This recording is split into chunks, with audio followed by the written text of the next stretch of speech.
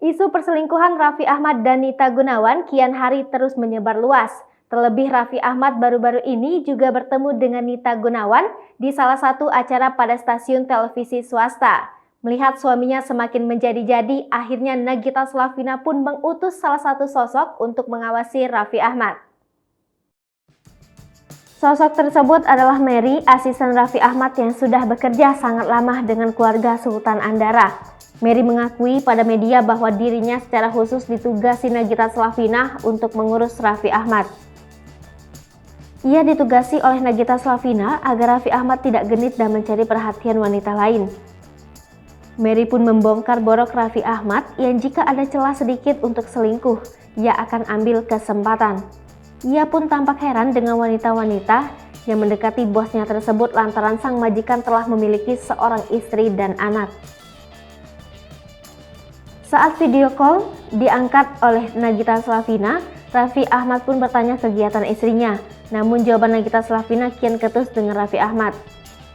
Melihat hal tersebut, Ruben Onsu pun berkata kepada Raffi agar dirinya yang berbicara pada Nagita Slavina. Saat berbicara dengan Nagita, Ruben Onsu disambut baik oleh istri Raffi Ahmad tersebut. Nita Gunawan yang berada di dekat Raffi Ahmad pun meminta suami Nagita Slavina menunjukkannya pada Ibu Rafattar. Raffi Ahmad pun berbicara terlebih dahulu, meminta izin Nagita Slavina agar tak marah padanya. Kemudian handphone yang dipegangnya pun diberikan kepada Nita Gunawan. Namun sayang, saat Nita Gunawan ingin berbicara pada Nagita Slavina, video call tersebut langsung dimatikan. Sontak Raffi Ahmad kebingungan, ia pun kembali menelpon sang istri. Saat telepon diangkat kembali, Raffi Ahmad pun meminta Nagita tak mematikan teleponnya. Nahas, video call tersebut pun langsung dimatikan Nagita Slavina lagi. Ruben Onsu yang melihat hal tersebut langsung geleng-geleng kepala. Ia mengatakan bahwa perselingkuhan tersebut sepertinya benar. Raffi Ahmad kembali menelpon Nagita Slavina dan membentak istrinya untuk tidak mematikan video call kembali. Kemudian Nagita Slavina dan Raffi Ahmad pun mengobrol di video call tersebut.